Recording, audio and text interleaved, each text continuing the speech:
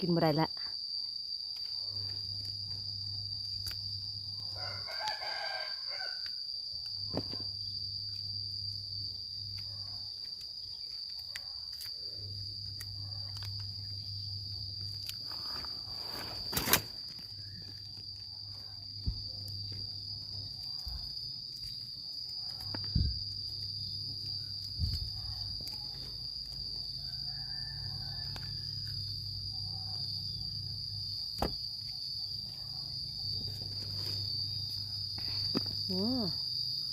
มีหมอแกงหนึ่ง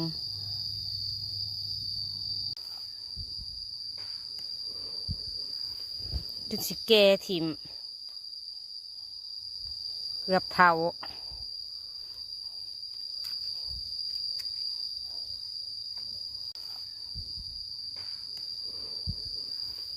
จุดสิแกทิมเกือบเท่า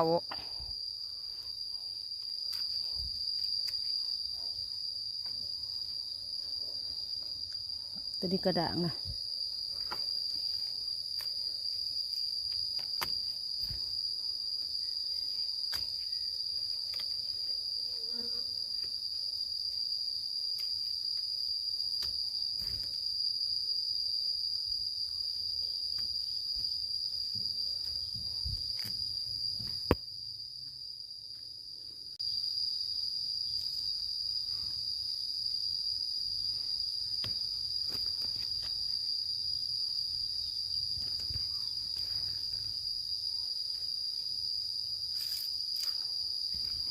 ในสวนมันใหม่บ่อึด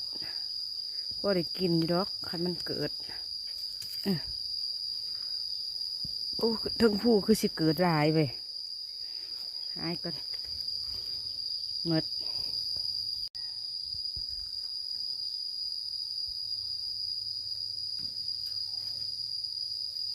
ก็ได้กินน้ำห้าวหัวรักละดอก2 ดอก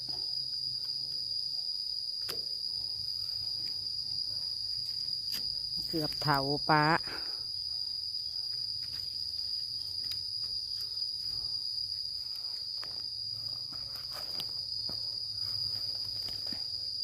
ตุ่มก็เอา